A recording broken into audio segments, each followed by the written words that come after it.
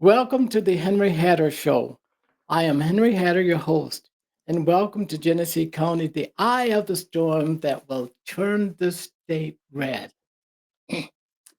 Um, welcome, Yeah. Representative Young. Well, we're sure hoping for that. Kind of tell us a little bit about yourself, your Yeah. professional background and your political background, Yeah, etc. I'll do that. And thanks so much for having me on the show. Of course, my name is Paul Young. I am the Republican running for Congress here in Michigan's 8th District. You and your viewers probably know the 8th Congressional District is Genesee County, Saginaw County, Bay County, and most of Midland County. Currently represented by Dan Kildee, and he and his uncle represented the district for nearly 50 years. But Dan announced his retirement. So now, as I said, I am the Republican candidate. We do have a Democrat opponent, and we'll perhaps talk a little bit about some of our differences during the show today. But I'm feeling very good as we approach November 5th. I know a lot of people have already voted, and if you haven't, I'll be asking for your vote during this segment. My personal professional background, I was born here in the state of Michigan. My mom was a school teacher. My dad worked in the auto industry.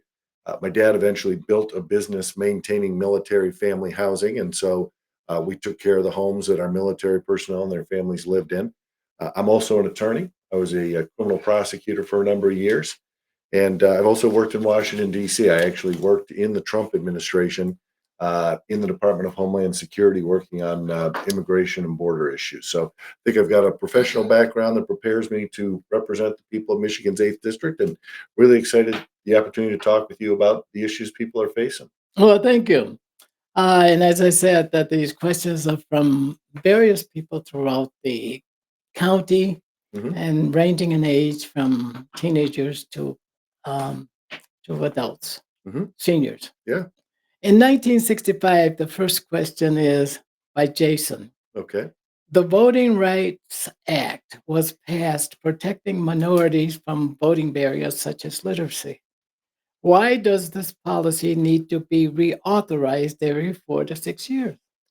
Well, we have there's a lot to be proud of in American history, and you look at the ideals that are enshrined in our Constitution and then talked about in the Declaration of Independence. But of course, we had some serious problems with our founding and throughout our history.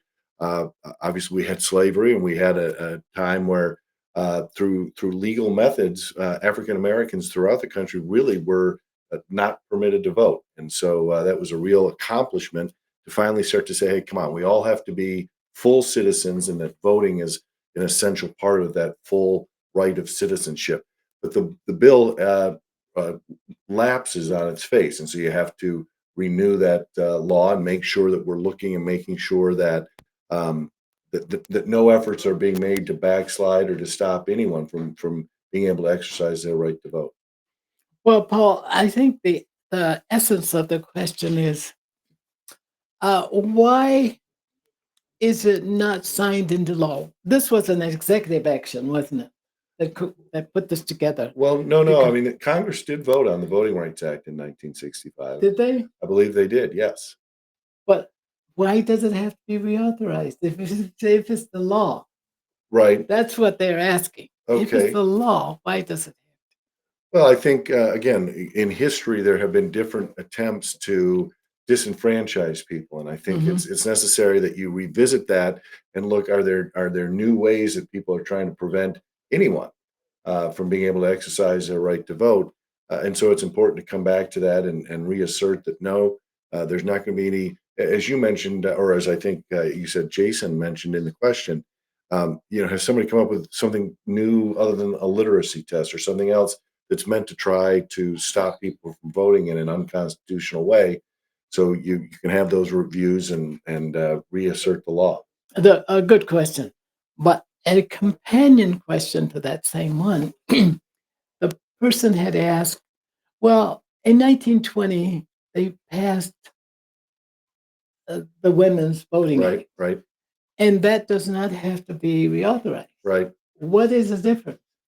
Well, look, I've already told you I do have a law degree, Well, and I was happy to have passed. but I love you. I love the exchanges that we're having on this one, and I think that other people are going to enjoy it too. Well, and I mean, I would say the kind of the precision of that question, it makes me wonder. I mean, it seems like it should be obvious on its face that you don't need to renew it, and that it's essentially constitutional. So maybe that's an issue for me to take a look at and say, hey, why should we have to renew this? It ought to just be clearly Yeah. set. And I hope the audience can appreciate that there are some scholars in the Black community as well. Oh, Yeah. of course, of course. Now, do you believe that the 2024 election will cause a dissolution of the Republic of the United States, um, irrespective of who wins? Do you believe No, that? I hope not. I listen. I've been out campaigning now for almost a year, and I find people that are very passionate about this election, that are concerned about election integrity issues. But I also have a lot of faith in the American people, and I'm confident that. I mean, every poll suggests that this is a race that is pretty closely divided. So obviously, someone and several of us will be disappointed, whatever the outcome is. But I think it's incumbent on all of us that we remember, hey, one election is, uh, we can't let that be a cause for dissolution among all of us. And we have to, even if we see imperfections, we have to have faith in the system and keep working hard to get the change that we'd like to see happen. Paul, you not only sound like an attorney, but you sound like a constitutional scholar. Well, I am so impressed with your responses here. Well, I appreciate that. I mean, I think it's important in anyone that we might hope to elect as a representative and as a leader in the community, that they're respecting the views of everyone. And You I know, hope that our public will put the same test to your opponent, hmm same question, yeah, because um, they have something that they owe the community. yeah, yeah. I mean, look, political runs for office can be tough, and you feel like things get said that don't really quite reflect the reality out there. But you have to have a thick skin. You've got to keep offering a positive view, I think, to people in every community in the district. Well, you're so good at answering these. I think I'll stay on the tough questions here. Out of the 25 industrialized nations in the world, United States ranks 15th behind Singapore, North Korea, India, Japan, Germany, and some Scandinavian countries, as Okay. well as China. Um, what does the United States have to do to reestablish a dominance in education and that will also um, benefit Black Americans? Well, I appreciate that question, and we do. It seems to me, particularly here in the state of Michigan, we've seen our rankings as compared to the other 50 states decline, and it's an important fundamental uh, opportunity making system for schools that provide opportunities for kids from whatever your background is. I mean, I am a product of the public school system. I didn't go to private schools, and as I mentioned in my introduction, my mom was a school teacher. My grandfather was a elementary school principal here in the state of Michigan. We have to make sure that we are focusing on helping young people learn to read, learn to write, learn to socialize with their fellow students so that they develop the skills to be good citizens and develop the skills to pursue whatever it is they want to pursue in life. And I find that, I've talked to parents here in Flint, talked to parents throughout the district. Uh, Wow, you sound so authoritative. And you know what you're doing, and you don't seem to be selectively choosing the answer. mhm, You're talking from the heart, mhm. the gut. And that's what people want to hear. And your opponents out there will probably feedback into the show in which the, the staff will get some feedback. Mhm. And I'll be interested in that kind of feedback. How Okay. should we talk about, um, no, here, Alexis, what are the three most important issues in your district, according to a survey that you've taken? Are these issues likely to be similar to those of Black Americans? I think so. I mean, I've not only looked at survey results, but also, as I said, I've been campaigning and talking with people. And one of the key uh, challenges people are facing, and you can kind of sum it up with, are you doing better now than you were 3 or 4 years ago? Because we all can go to the grocery store and see that food is more expensive, that gas prices have gone up, that rent and insurance costs have gone up. So it's really the cost of living and the ability on a working class salary to pay the bills and provide for yourself and the family the essentials that you have in life. And so that is a. It seems like we've seen a regression in that, with inflation and everything. And you can look and say, well, gee, the Democrats have been in charge in Lansing, Joe Biden and the Democrats have been in charge in Washington. So if you don't see things getting better, and in fact you see them getting worse, I think we want change, and that's the type of message I'm trying to give to voters. Yeah, you get it, and you do it with such grace and authority. That's what we like. That's how Trump is. He Well, speaks with authority. I know that people talk about the mean tweets, but certainly that he's speaking from the heart. And I think Donald Trump, when he says that we have to have trade deals that work so that we protect American industry and American jobs, I think the American people believe him, and I think he's earned that trust by standing up for American workers. Well, I hope I haven't asked this question. This is from Joshua. If if United States candidates for the House, United States Hmm. represented, if if they represent the interest of people in their own respective jurisdictions, how do they find the sensitivity and comparison to support those whose issues fall through the cracks? I'm sorry. What was the last part of that about? How do they find the compassion? If you're only representing people in this particular segment of Right, people and you're part of the United States government, right. how do you find the compassion and sensitivity to help solve problems in the people that you don't see? Well, look, I think the American people are generous people. They want to give everybody a chance, and so I think this district is big enough that you have people that have had success financially in life. You've had people who are still struggling. You have people in good health, people in poor health, all kinds of different spectrums and uh, positions in life. People just starting out, people moving more towards retirement, and I think you have to listen. You have to get out there and talk with people and be an advocate for people on the issues that matter in their life. And as I said, I think the American people are generous and compassionate people. And while they want to make sure things are working for themselves, they want to make sure too that the system works for everybody and that it's fair. And that's the type of representative I intend to be. Well, it sounds very good. I think sounds very good for the people who live in this particular jurisdiction. Now, here's a question from Lorenzo. Cite two strategies you may have implemented to convince your constituency that you have the right message and the temperament to function effectively in Washington. Well, I think one benefit of campaigning for months and months at a time is, whether you go and speak to a church group, whether you go and speak to a chamber or a Rotary group, whether you go and talk to some folks in a school setting, you talk to people from all different walks of life, and you get the feedback from them. If you're not listening, if you're not talking about the issues that matter to them, people will let you know. So one benefit of campaigning as long and as tirelessly as I've been doing is you know that you're talking to people and they let you know. And I've been real pleased. People encouraging me, people telling me they want change, they need change, and they're really encouraging that they think the message I'm bringing is one that they want to hear, and they volunteer and they help, and we have a movement. And so it's that feedback and that working with people that gives me that confidence. Well, thank you. Great response. Now, here's a question from Betty Joe. Why do the words cancel culture and critical race theory irritate so many middle class moms more than they do the average Well, I in the don't, population? I certainly am not going to argue with Betty Joe if I mean, she's representative of a middle class mom, and if she says that irritates her more than those phrases irritate her more than maybe they do for others.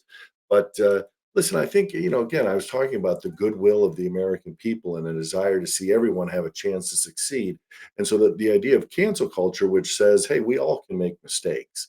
We all can say something that we didn't really mean. And if you should suffer severe consequences and be run out of a job or not permitted to, apologize and stay in a school program or whatever it is that you're being canceled out of, that's just not fair. It's not right. And I think Americans have a real sense of fairness and fair play.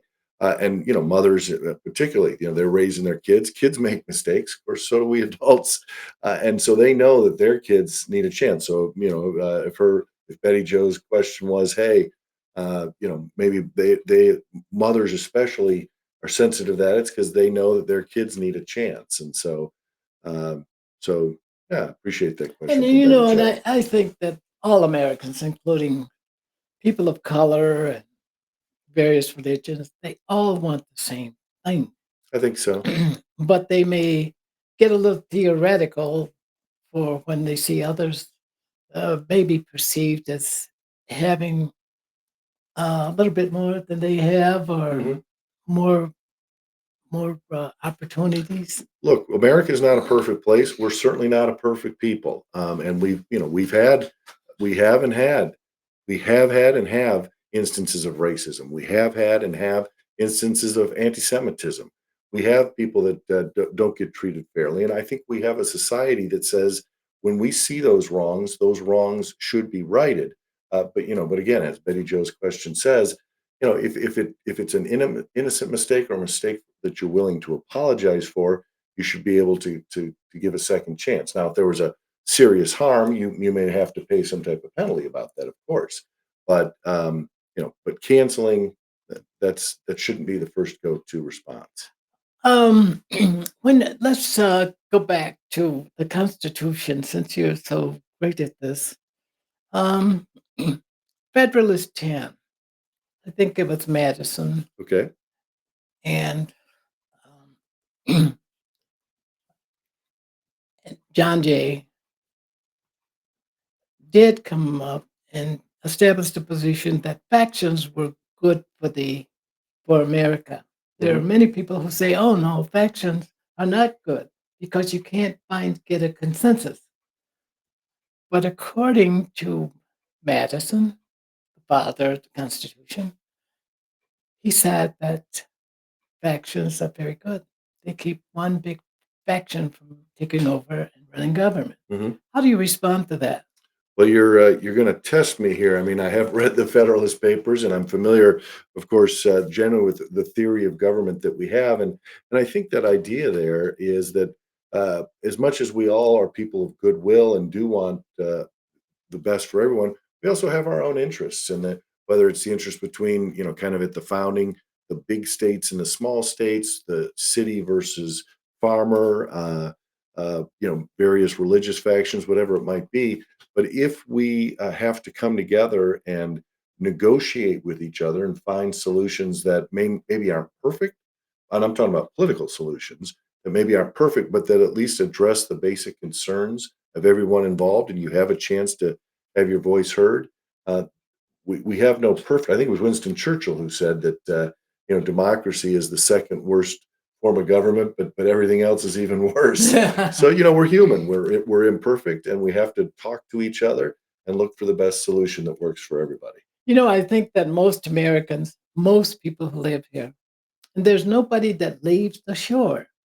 They stay here and they criticize the government and they criticize things that are not perfect, but that's life. Yeah. The life there's no perfection anywhere for No, anybody. there isn't. But we're so proud to see the people who stand up, the middle Americans who stand up for the country. And I know that you have to leave. I see you're looking at your phone, and It's a I'm going busy to let you time. It's a know. busy I'm going to give time. you 30 seconds to summarize. Thank you. Well, thank you, Henry. And I really do appreciate the time to come and talk with you and talk with your audience. As we get towards Election Day, I do ask for those of you watching and listening to consider voting for me.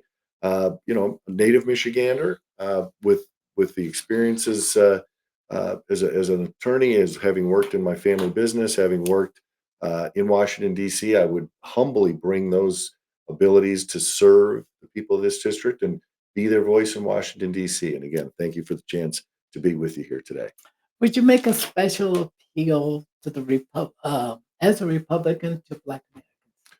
Well, I think Why it's important the for them? Republican Party, of course, as you know, was founded as a party to attack slavery, and it's unfortunate that as time evolved, for a variety of different reasons, African Americans have put their allegiance more with the Democratic Party. But I think the message of the Republican Party, which is equal opportunity, economic opportunity, schools that work for all people, policies that will make safe communities. These are policies that should and I think do resonate for all Americans, including African Americans. And I absolutely hope that we can increasingly get that message to Black voters and earn their support. Yeah, I hope you will, and I hope you'll come back again. I hope you'll agree to come back Oh, absolutely. again and address this audience, Yep. because I think that you have something to say and you're effective at making that point. Well, I thank you. I thank you for the opportunity. And thank you, Paul, for your presence here on our Yeah. show. And I hope you'll come back. I will. You were a Yep. great candidate, Well, thank you. Appreciate that. and I'm sure that the audience realized that as well. All right. Again, Thank thank you. Yep. Thank you. Have fun. All the rest of the day. right.